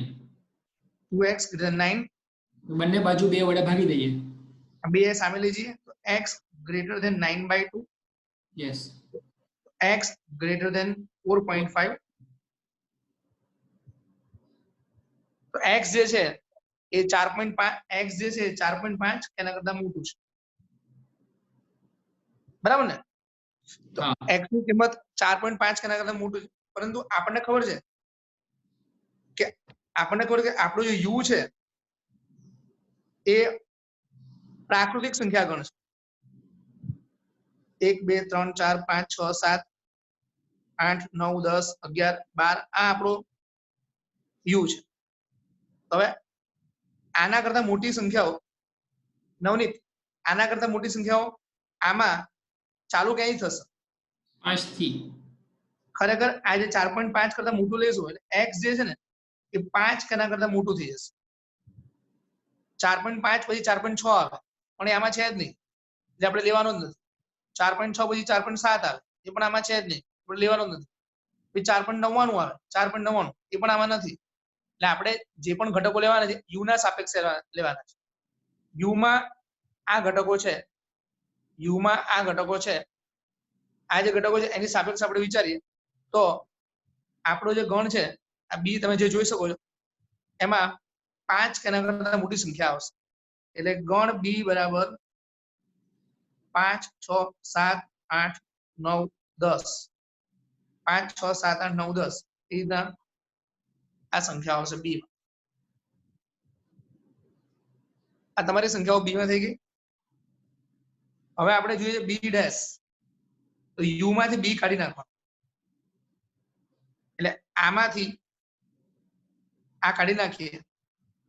જો આમાંથી આ કાઢી નાખીએ તો ઓટોમેટિક ખાલી 1 2 3 4 જ બાકી રહેશે, બીજું કશું બાકી નહીં રહે, માત્ર 1 2 3 4. તમે આવું લખી શકો છો x જ્યાં x એ 4 કે એના કરતા નાનું છે, x એ 4 કે એના કરતા નાનું છે અને x belongs to n છે. n એટલે પ્રાકૃતિક સંખ્યા છે અને 4 કે એના કરતા નાની છે. જો એકદમ ગુજરાતી ભાષામાં લખવું હોય તો x એ 4 કે એના કરતા નાની પ્રાકૃતિક સંખ્યા છે. કોઈને આ જવાબ આવી રીતના લખવો તો પણ ચાલે. x જ્યાં x એ 5 કરતા નાનું છે આ જવાબ પણ ચાલે. આનો અને આનો અર્થ સરખો જ થશે, કારણ કે 5 કરતા નાની સંખ્યા લઈશું પ્રાકૃતિક તો એ 4 આવશે અને 4 કે એના કરતા નાની. આ આપણો ક્વેશ્ચન નંબર 3. હવે આપણે આગળ વધીશું અને 2 ક્વેશ્ચન બાકી છે. ક્વેશ્ચન નંબર 5 બાકી છે અને ક્વેશ્ચન નંબર 6 બાકી છે. નવનીત સર 1 મિનિટ પોઝ કરો તો. યસ. હવે ક્વેશ્ચન 5 જે છે એનું હેડિંગ છે વેન આકૃતિ. વેન આકૃતિ. હવે આ વેન આકૃતિ સમજાવવા માટે એક ઉદાહરણ હું લઈ લઉં છું જેથી તમને બરાબર ખ્યાલ આવે. એક્ઝામમાં માત્ર આકૃતિ દોરવાની છે, કોઈ ઉદાહરણ લેવાની જરૂર નથી. અત્યારે તમને સમજાવવા માટે હું ઉદાહરણ લઈ રહ્યો છું. એક્ઝામમાં માત્ર આકૃતિ દોરશો એટલે તમારો દાખલો પતી જશે. u લીધું છે 1 2 3 4 5 6 7 8 અને 9. u માં મેં 9 ઘટકો ધાર્યા છે. ગણ a માં લીધા છે ઘટકો 2 4 5 અને 9. ગણ a માં 2 4 5 અને 9 છે. પછી ગણ b જે છે એ ગણ b માં ઘટકો લીધા છે 5 9 7 8 અને 3. હવે આપણે આ માહિતીના આધારે આગળ વધીએ તો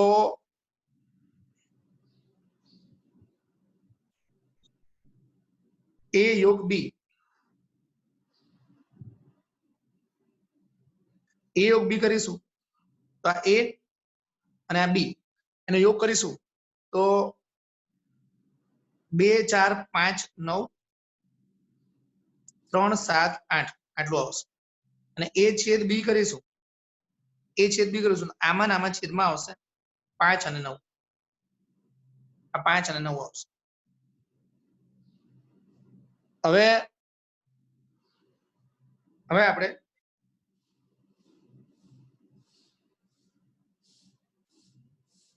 આ એક આકૃતિ દોરી જેને કહેવાય વેન આકૃતિ આ તમારો ગણ છે યુ આ જે લંબચોરસ ગણ છે એ તમારો યુ છે આ તમારો એ છે આ તમારો બી છે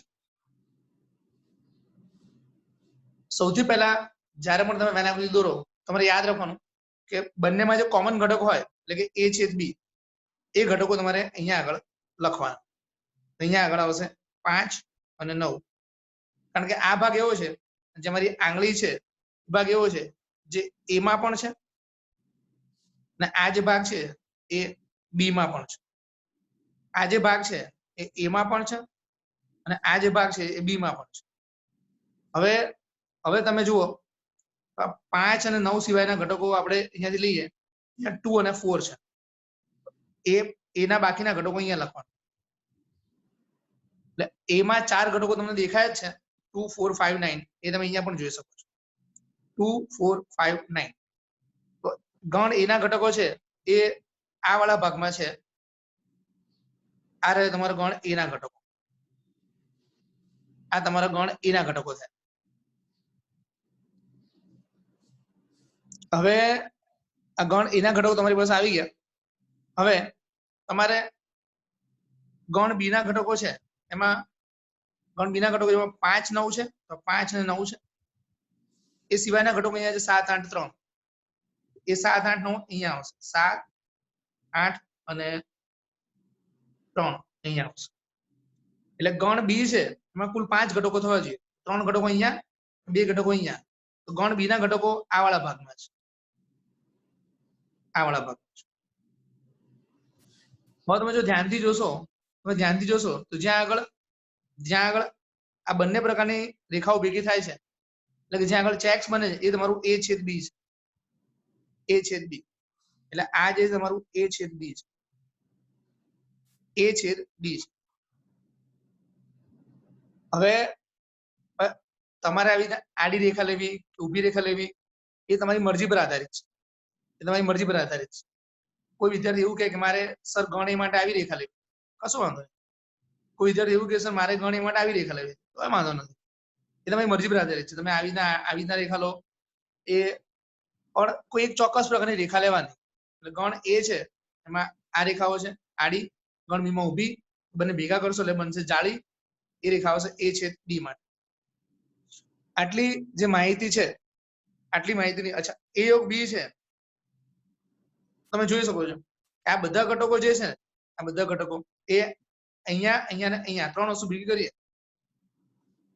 1 2 અને 3 આ 3 વસ્તુ ભેગી કરીએ એટલે આખો આ ગણ આવી જશે જો તમે એ યોગ બી લેશો આ અને આ 3 વસ્તુ ભેગી કરશો એટલે આખો તમારો ગણ આવી જશે આપણે આવી જશે એ યોગ બી માં એમાં મેં લખ્યું છે માર્ક પોર્શન માર્ક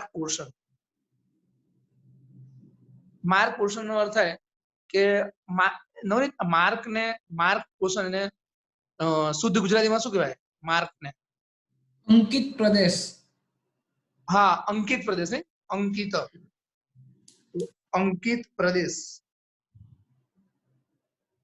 અંકિત પ્રદેશ એ તમારો એ યોગ બી થઈ જશે હજી જો કોઈ વિદ્યાર્થી વિચારે તો યુમાં તો 1 થી 9 ઘટકો છે 1 થી 9 ઘટકો છે એમાં એક આમાં ક્યાંય છે નહીં અને આ 6 છે એ પણ આમાં ક્યાંય છે નહીં એ બંને ઘટકો ક્યાં ગયા તો અહીંયા આવશે 1 અને 6 કારણ કે આ તમારું એ યોગ બી છે આ જે ટીક કર્યું છે એ તમારું એ યોગ બી છે એની બહારનો આ જે ભાગ છે એમાં 2 ઘટકો છે 1 અને 6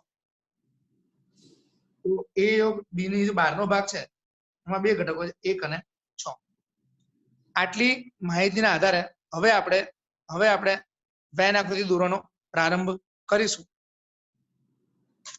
વેન આકૃતિ દોરવાનો પ્રારંભ કરીશું તો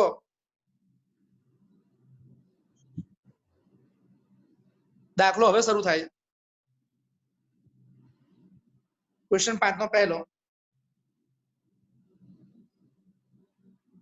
a યોગ b નો ડેશ.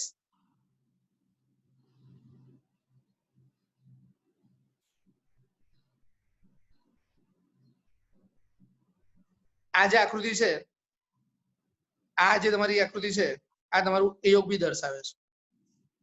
એટલે આ આકૃતિ મેં દોરી a યોગ b માટે. અહીંયા લખ્યું છે a યોગ અને b. આ તમારી a યોગ b છે. આ આખો જે ગણ છે એ સાર્વત્રિક ગણ છે. હવે એટલે એક્ઝામમાં સૌથી પહેલા આ આકૃતિ દોરવાની જે a યોગ b દર્શાવે છે. પછી આપણને પૂછ્યું છે, પછી બીજી આકૃતિ દોરવાની જે ફાઇનલ જવાબ છે. પછી બીજી આકૃતિ દોરવાની જે તમારો ફાઇનલ જવાબ છે. આપણને પૂછ્યું છે a યોગ b નો ડેશ. તો a યોગ b સિવાયનો ભાગ, એટલે કે આ લોકો આ ભાગની વાત કરી રહ્યા છે. આ તમારું a યોગ b છે, એ આ રહ્યું. આ તમારું a યોગ b છે, આ રહ્યું. એના સિવાયનો ભાગ, એટલે આ ભાગની વાત થઈ રહી છે. તો એ ભાગ હવે તમારો જવાબ આવશે. આ ફાઇનલ તમારો જવાબ આવશે.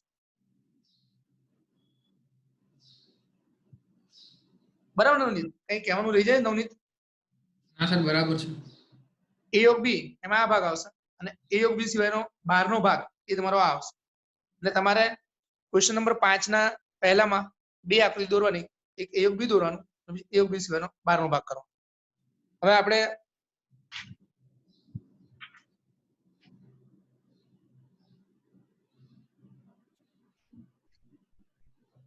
ક્વેશ્ચન 5 નો ત્રીજો લઈશું. એમાં a છેદ b નો ડેશ. હવે તમે સમજી ગયા છો. આજે પહેલી આકૃતિ દોરશું આપણે. ચલો નવનીત, આ પહેલી આકૃતિ આપણે શેના માટે દોરશું? આ જે આકૃતિ દોરી એ શેના માટે દોરીશું? એટલે a અને b માટે? ના, આ આકૃતિ દોરશું આપણે a છેદ b માટે. a છેદ b. બાજુની જે આકૃતિ દોરશું ને એ આપણે શેના માટે દોરશું નવનીત? a છેદ b ડેશ માટે. a છેદ b ડેશ માટે. a છેદ b તમે જોઈ ગયા હતા. a છેદ b ના વચ્ચેનો ભાગ છે. જે અમારી આ આંગળી છે એ વાળો ભાગ a છેદ b છે. તો a છેદ b છે એ તમારું આ a છેદ b દર્શાવે છે. અને આપણે એના સિવાયનો ભાગ લેવાનો છે. તો આ ભાગ સિવાયનો ભાગ લેવાનો છે. તો નવનીત, આટલો ભાગ નથી લેવાનો. એટલે આ બધો ભાગ આવશે. જોજે ત્યાંથી આ બધો ભાગ આવશે. ખાલી વચ્ચેનો ભાગ છે ને, સેન્ટર વાળો, યસ, એ નથી લેવાનો. તો તમારો જવાબ આવશે એમાં. એક્ઝામમાં આજે વચ્ચે આ ક્રોસ કર્યું છે એવું ક્રોસ કરવાની જરૂર નથી. તમારે ખાલી આ બહારની રેખાઓ દર્શાવવાની છે. એટલે કે હું ફરીવાર જો આકૃતિ દોરું તો તમારા લોકોને આ વચ્ચે જે ક્રોસ કર્યું છે એ ક્રોસ કરવાની જરૂર નથી. a છેદ b નો ડેશ. તો આ ભાગ આવશે.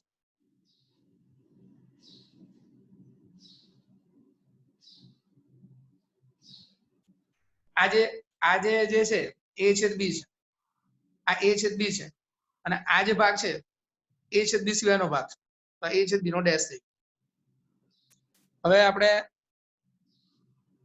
ક્વેશ્ચન નંબર 5 માં બીજો અને ચોથો જોઈએ.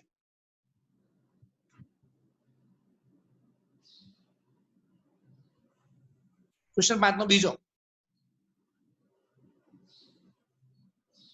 a ડેશ છેદ b ડેશ.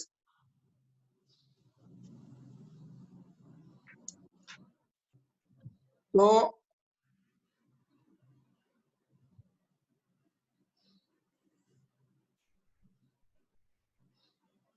નવનીત, આ ચોરસ છે ને, લંબચોરસ, એ કોણ છે?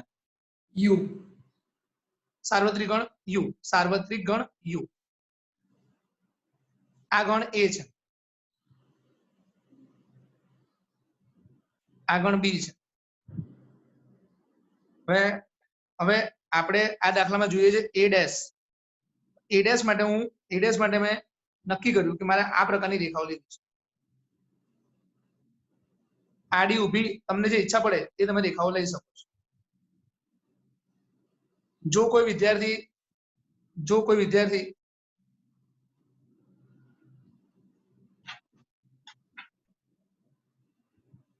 કોઈ ગણ માટે આવી રેખાઓ પસંદ કરે તો પણ એની મરજીની વાત છે. કોઈ આવી રીતની રેખાઓ પસંદ કરે એની મરજીની વાત છે. કોઈ કહેશે મારે આવી રીતના ટીક કરીને કરવું એની મરજીની વાત છે. આપણને જે સરળ પડે એ પ્રકારની આકૃતિ આપણે દોરવાની. તો ગણ એ ડેશ માટે મેં આડી રેખાઓ પસંદ કરી. નવનીત એ ડેશ નો અર્થ શું? આકૃતિ પ્રમાણે એ ડેશ નો અર્થ શું? એમાં ન હોય એવો આખો પ્રદેશ. હા, એમાં ના હોય એવો આખો પ્રદેશ, એ સિવાયનો આખો પ્રદેશ. તો અત્યારે આ જે ભાગ છે એ કયો છે? એ. હા, નવનીત આ ભાગ કયો છે? એ. ના, આપણે જોઈએ એ ડેશ આવશે આ ભાગ, એ સિવાયનો ભાગ.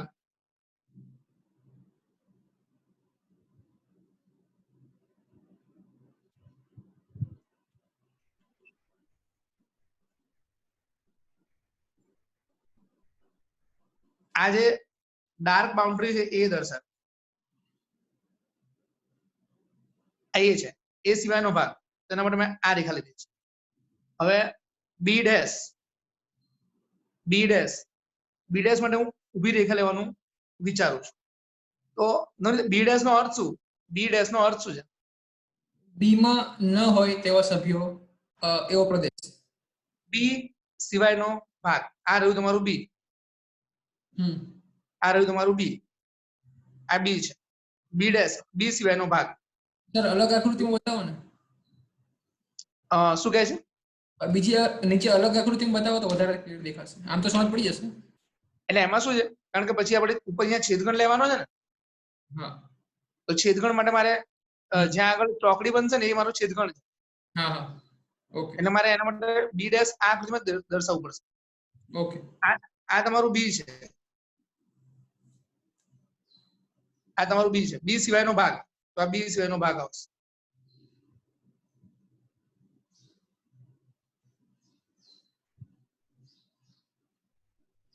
આ તમારો બી સિવાયનો ભાગ આવશે. તમે જોઈ શકો છો કે આ તમારું બી છે. તો આ બહારનો ભાગ જ્યાં આગળ આ જે છે, જ્યાં આગળ ઊભી રેખાઓ છે, એ બી ડેશ દર્શાવે છે. જ્યાં જ્યાં ઊભી રેખાઓ છે એ બી ડેશ દર્શાવે છે. હવે આપણે જોઈએ છે છેદગણ. તો આપણે આગળ જોઈ ગયા કે છેદગણ માટે આડી રેખા અને ઊભી રેખા જ્યાં ભેગી મળે, એટલે કે જ્યાં આગળ ચેક્સ રચાય એ આપણે એ ડેશ છેદ બી ગણ છે. નવનીત, તું સહેજ વિચારીને હા કે ના પાડજે. હું તને પૂછું છું કે આ છેદગણ છે ને, છેદગણ એટલે જ્યાં આગળ ચેક્સ રચાય ચોકડી પડવી જોઈએ. અચ્છા, અહીંયા આગળ ચોકડી પડે છે? ના. ના. અહીંયા આગળ ચોકડી પડે છે? ના. ના. અહીંયા આગળ ચોકડી પડે છે? ના. તો આટલો ભાગ છે ને એમાં ચોકડી પડે છે, એ આપણો એ ડેશ છેદ બી ડેશ. એટલે હવે આપણે એક્ઝામમાં આ આકૃતિ દોર્યા પછી જે ફાઇનલ જવાબ છે એની આકૃતિ અલગથી દોરવાની. તો ફાઇનલ જે આકૃતિ છે એ તમારી છે એ ડેશ છેદ બી ડેશ. ફાઇનલ આકૃતિ તમારે એ ડેશ છેદ બી ડેશ. તો જ્યાં આગળ ચોકડી પડે એ વાળો ભાગ આપણે બાકી રાખીશું. એ ડેશ છેદ બી ડેશ, ચોકડી વાળો ભાગ. આ ભાગ આવશે, આ ભાગ આવશે. એ આ થઈ ગયો તમારો ફાઇનલી ચોકડી વાળો ભાગ, એ ડેશ છેદ બી ડેશ. આ વાળો ભાગ તમારો થઈ ગયો, જ્યાં આગળ ચોકડી વાળો ભાગ હતો.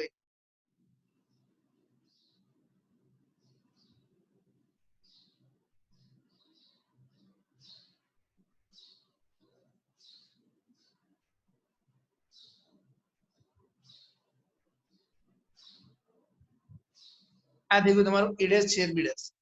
એટલે એક્ઝામમાં તમારે બે આકૃતિ દોરવાની.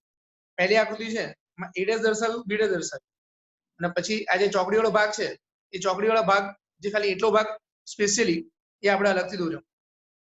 એ તમારું એ ડેશ છેદ બી ડેશ થયું. એમાં આનો અને આનો સમાવેશ થતો નથી. હવે ખાલી એક જ આકૃતિ બાકી રહી છે, એ આપણે લઈ લઈએ એ ડેશ યોગ બી ડેશ.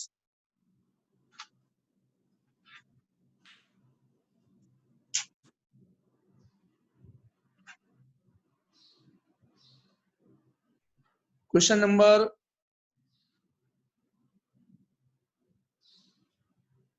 5 એ લોકો પૂછ્યું છે A ડેશ યોગ B ડેશ, A ડેશ યોગ B ડેશ. ચલો નવનીત, હવે 5નો ચોથો છે. હવે તું જ જરા મને કે આ પહેલી આકૃતિ છે, આ પહેલી આકૃતિ એમાં આપણે શું શું દર્શાવીશું? આ આકૃતિમાં આપણે, હવે તને ધ્યાનમાં રહી ગયું હશે, પહેલી આકૃતિમાં શું દર્શાવ્યું છે? A ડેશ બરાબર અને B dash. Very good. A dash માટે આપણે રેખાઓ કેવી લેવી છે? A ડેશ માટે આગળની જેમ જ આડી. તો A ડેશ માટે આડી રેખા લો. A ડેશ નો અર્થ શું? એ સિવાયનો ભાગ. તો આ A છે, એ સિવાયનો ભાગ. આ થઈ ગયું તમારું A ડેશ, આ થઈ ગયું તમારું A ડેશ, એ સિવાયનો ભાગ A ડેશ. અને B ડેશ નો અર્થ શું થશે ભાઈ નવનીત? B સિવાયનો ભાગ. તો B સિવાયનો ભાગ, બરાબર છે. તેના માટે ઊભી રેખાઓ લઈશું. તો આ જે B છે ને એના સિવાયનો ભાગ, આપણે B સિવાયનો ભાગ, તો આ થઈ ગયું તમારી ઊભી રેખાઓ.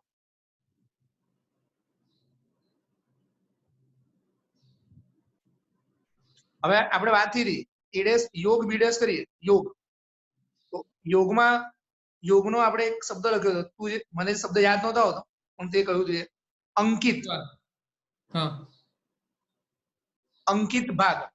તો હા કે નામાં જવાબ આવશે.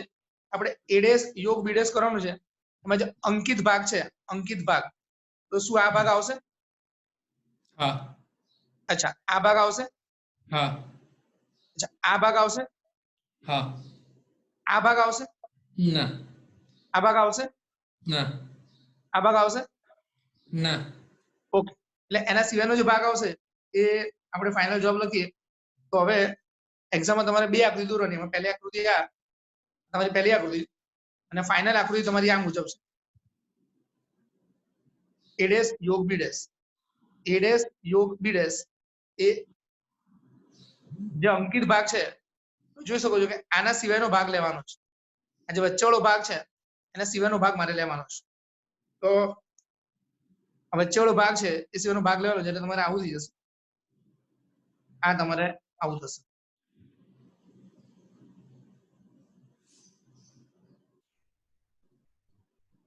આ તમારું થઈ ગયું A ડેશ યોગ B ડેશ, જે માર્ગ પોર્શન છે.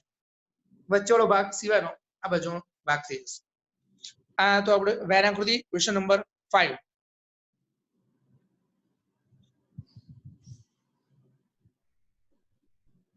હવે ક્વેશ્ચન નંબર 5 પછી એક જ દાખલો બાકી છે, ક્વેશ્ચન નંબર 6, એ પૂરો કરીએ.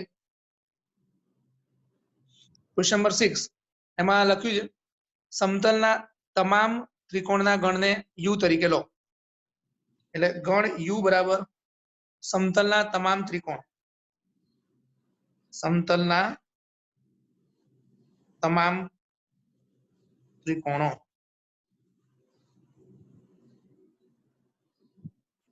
સમતલના તમામ ત્રિકોણો, સમતલના તમામ ત્રિકોણો તરીકે લઈએ તો આ ત્રિકોણ છે એમાં એક પણ બાજુ, બધી બાજુ લંબાઈ અલગ અલગ છે. પછી આ ત્રિકોણ છે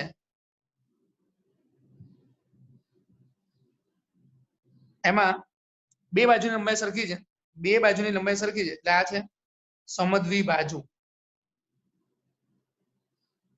પછી આ ત્રિકોણ છે, આ જે ત્રિકોણ છે એમાં ત્રણેય લંબાઈ સરખી છે, તો આને કહેવાય સમબાજુ. ચલો નવનીત, આને આને શું કહેવાય? આ જે ત્રિકોણ છે જેમાં એક પણ બાજુ સરખી નથી, વિષમ બાજુ. વિષમ બાજુ. આમાં એક પણ બાજુ સરખી નથી, આમાં બે બાજુ સરખી છે, આમાં ત્રણ બાજુ સરખી છે. હવે આપણને પૂછ્યું છે કે ગણ એમાં એવું લખ્યું છે ઓછામાં ઓછો એક ખૂણો 60 થી અલગ હોય. ઓછામાં ઓછો એક ખૂણો 60 થી અલગ હોય. ઓછામાં ઓછો એક ખૂણો 60 થી અલગ હોય.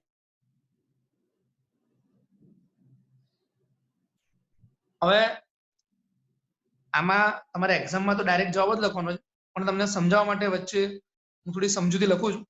એ એક્ઝામમાં લખવાની જરૂર નથી. એક્ઝામમાં આપણે સીધો જવાબ લખીશું. ઓછામાં ઓછા એક ખૂણો 60 થી અલગ હોય. તો નવનીત ત્રિકોણ છે તો ધારો કે આપણે આવું લઈએ 60 થી અલગ લેવાનું છે. તો 70 70 અને 40 આવું શક્ય છે? યસ. 70 70 અને 40 આવું શક્ય છે, બરાબર ને? એટલે ત્રિકોણ માટે કે આ વિધાન માટે? આ વિધાન માટે. યસ, સત્ય છે.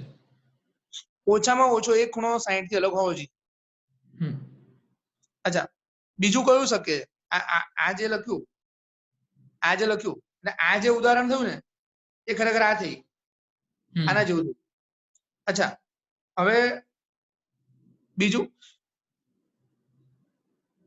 જો આપણે રકમ તું ધ્યાનથી જો તો ઓછામાં ઓછો એક ખૂણો 60 થી અલગ હોય તો આના સિવાય બીજું શું લઈ શકાય? 90 60 30. 90 60 30. 90 60 30 આ લઈ શકાય, બરાબર છે. કારણ કે આ 60 છે એના સિવાયના બાકીના બે ખૂણા છે એ 60 થી અલગ છે. પછી અચ્છા, આવું લઈ શકાશે કે બે ખૂણા હું 60 લઈ શકું? સર બે ખૂણા 60 લો તો ત્રીજો ઓલવેઝ 60 જ થવો જોઈએ. હા, ત્રીજો ઓટોમેટિક 60 થઈ જશે. તો પછી આ લોકોએ કીધું છે કે ખૂણા 60 થી અલગ કરવાના છે. એટલે એનો મતલબ એવો થયો કે પહેલા આપણે પ્રયત્ન કર્યો કે બધા ખૂણા 60 સિવાય એ શક્ય થયું. બધા જ ખૂણા 60 સિવાય પછી નવનીતે કહ્યું એક ખૂણો 60 લો અને બાકીના બે ખૂણા અલગ લો. એક ખૂણો 60 અને બાકીના બે અલગ લીધા. આ પણ ચાલી ગયું. પછી મેં બે ખૂણા 60 લેવાનો પ્રયત્ન કર્યો, પણ બે ખૂણા 60 લઉં તો ત્રીજો ખૂણો ઓટોમેટિક 60 થઈ જાય. એટલે એનો મતલબ એવો થયો કે 60 આવું આગળ શક્ય થશે જ નહીં. 60 અને 60 એ પણ શક્ય નહીં થાય. એટલે આ શક્ય નહીં થાય એટલે ખાલી આ જ વસ્તુ શક્ય થશે. તેનો મતલબ એવો થયો કે નવનીત આ ખૂણો છે ને, આ ખૂણો જેમાં 3 ખૂણો, આ જે ત્રિકોણ છે જેમાં 3 ખૂણા અલગ છે એ થઈ જશે વિષમ બાજુ ત્રિકોણ. અને આમાં પણ 3 ખૂણા અલગ જ છે એટલે આ પણ થઈ જશે વિષમ બાજુ ત્રિકોણ. તો ગણ એ શું દર્શાવે છે? x જ્યાં, હા બોલ. હા, એટલે સર એકચ્યુઅલી સૌથી પહેલા થોડોક આનો એક મતલબ ખાલી સમજાવી દઈએ ને. હા, શું? ઓછામાં ઓછો એક ખૂણો 60. હા, એટલે કે દરેકે દરેક ખૂણા 60 નહીં. ઓછામાં ઓછો એક ખૂણો 60 એટલે કે બધા જ 60 ના હોવા જોઈએ. બધા જ 60. હા, ઓછામાં ઓછો એક ખૂણો 60 થી ભિન્ન આખું વાક્ય છે. ઓછામાં વાક્ય એવું છે 60 થી ભિન્ન એટલે કે કોઈ પણ ત્રિકોણ લઈએ તો 60 ડિગ્રી ના આવે એક પણ ખૂણો તો એ આપણું કામ થઈ જાય. એનો જ બીજો અર્થ એ થાય કે બધા 60 આવે તો આપણું કામ બગડે.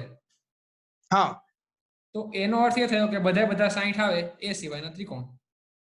હા, ઓછામાં ઓછો એક ખૂણો 60 થી ભિન્ન હોય તો તમે જોયા અહીંયા ત્રણેય ખૂણા 60 થી ભિન્ન છે. અહીંયા બે ખૂણા 60 થી ભિન્ન છે. અહીંયા એક પણ ખૂણો 60 થી ભિન્ન નથી. એટલે આ વાક્ય રચના પ્રમાણે આપણે 60 થી ભિન્ન ખૂણા લેવાનો પ્રયત્ન કરશું તો આ વસ્તુ નહીં આવે. ખાલી આ જ વસ્તુ નહીં આવે, સમબાજુ નહીં આવે. હા, સમબાજુ નહીં આવે, બરાબર છે. જો કે આ શક્ય થશે તે કહ્યું એ પ્રમાણે કે આ જે આકૃતિ છે ને 70 70 40 તો 70 બે ખૂણા સરખા થઈ ગયા એટલે સમદ્વિ બાજુ થઈ જશે. પછી આમાં 3 ખૂણા અલગ થઈ ગયા એટલે આ વિષમ બાજુ થઈ જશે. એટલે ખાલી સમ બાજુ નહીં આવે. નવનીતે કહ્યું એ પ્રમાણે નવનીતે કહ્યું એ પ્રમાણે 3 3 ખૂણા 60 હશે એવું શક્ય નહીં થાય. 60 60 અને 60 આ શક્ય નહીં થાય. એટલે ગણ એ જે છે એમાં એવું લખ્યું છે ઓછામાં ઓછો, નેક્સ્ટ પેજ પર લખીએ,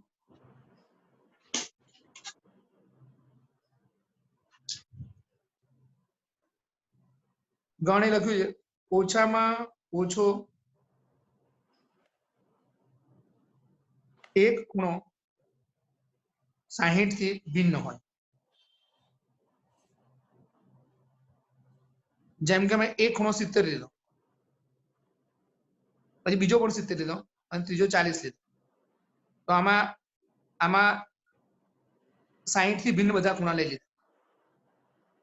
પછી મેં એક ખૂણો 60 લીધો પણ બાકીના બે જે ખૂણા છે એ 60 થી ભિન્ન લીધા. બાકીના બે ખૂણા 60 થી ભિન્ન લીધા. આ ગણ એમાં આવશે, આ પણ ગણ એમાં આવશે. પછી મેં બે ખૂણા 60 લીધા, પણ જો હું બે ખૂણા 60 લઉં તો ઓટોમેટિક ત્રીજો ખૂણો પણ 60 જ થઈ જાય. એટલે એ આપણે લેવાનું નથી, કારણ રકમમાં કહ્યું છે એમાં ઓછામાં ઓછા એક ખૂણો 60 થી ભિન્ન હોય છે. એટલે આ જે છે આ વસ્તુનો સમાવેશ એમાં નહીં થાય. આ વસ્તુનો સમાવેશ એમાં નહીં થાય. બરાબર ને નવનીત? યસ. કઈ કહેવાનું રહી જાય છે કે ક્લિયર છે? ના સર ક્લિયર છે. એટલે એને તમે બીજા શબ્દોમાં પણ લખી જ દો કે સમબાજુ ના હોય તેવા ત્રિકોણોનો ગણ. ઓકે, તો એમાં કઈ વસ્તુ નહીં આવે? સમબાજુ નહીં આવે. તો ગણ એ બરાબર સમબાજુ ન હોય તેવા ત્રિકોણ. એમાં સમબાજુ ન હોય એવા ત્રિકોણો, એ ડેશ નો અર્થ થશે સમબાજુ હોય તેવા ત્રિકોણ. બરાબર ને? યસ. ઓકે, તો આજે આપણે અહીંયા આગળ 1.5 પૂર્ણ કર્યું. અહીંયા આગળ છેલ્લે આપણે જોયું કે એ ડેશ છે એમાં સમબાજુ હોય તેવા ત્રિકોણ આવશે. આ ત્રિકોણ એમાં આવે છે, આ ત્રિકોણ એમાં આવે છે, આ ત્રિકોણ એમાં નથી આવતો, માટે એ ત્રિકોણ એ ડેશ માં આવશે. એ ડેશ માં આવશે સમબાજુ ત્રિકોણ. એ ડેશ આવશે સમબાજુ ત્રિકોણ. દાખલો ખાલી આટલો જ છે. એમાં એક્ઝામમાં તમારે આ પણ દર્શાવવાની જરૂર નથી,